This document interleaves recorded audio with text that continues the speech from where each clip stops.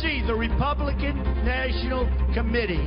They should be ashamed of themselves. The reason why we are winning state after state after state is an army of the grassroots rising up. We have a rigged system. The Republican system is rigged. Donald is not a complicated man to understand. He doesn't handle losing well. I think we're going to make it without having to, rely on the bosses.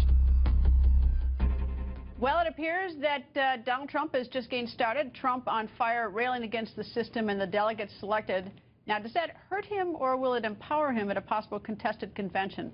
Chairman of the Faith and Freedom Coalition, Ralph Reed, is here. Nice to see you, Ralph. Good to be with you, Greta. Okay, Ralph, he says the system is rigged. The RNC should be ashamed. He's going pretty heavy on this. Come time for the convention, assume he doesn't have 1,237, say is one shy. Is this going to empower him or hurt him? Both. Okay. I think it hurts him among a lot of the rank and file, and the process of delegate selection is deliberately opaque, and it's a very Byzantine and confusing process. It's designed to reward people who master organization, know parliamentary procedure, and have iron rear ends and are willing to sit in metal chairs for hours on end on a Saturday. Is that another way to say this is a food fight? I think it's that, but I think it also helps Trump, because Trump is kind of running against that system.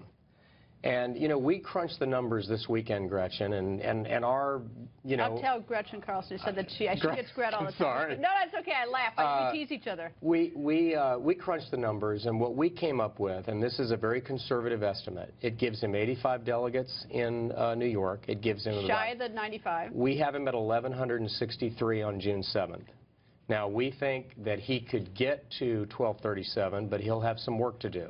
So this thing of running against the party system and saying the system is rigged, it's going to do two things. It's going to alienate some people in the rank and file, but it's also going to energize his supporters. All right. You say that in June, what day? June 7th, which is California, New Jersey, and the final primaries. At the end of the day, or after that, those primaries, or before? After those primaries. Okay. 1,163 needs 1237. So how does he get the 1237 before the convention? There will be 250 or so unpledged delegates. For example, most of the delegates out of Pennsylvania will be unpledged.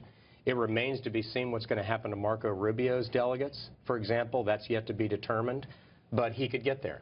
And what does he do to get those 250 in Pennsylvania? Well, it's going to be a lot of block and tackling. I mean, it's going to be very similar. The last time we went through anything like this as a party, Greta, was in 1976, when we got all the way to Kansas City without knowing who was going to win.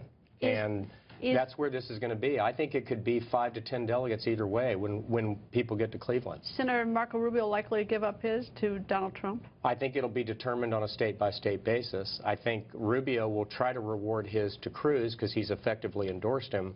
Whether he can do that or not remains to be seen.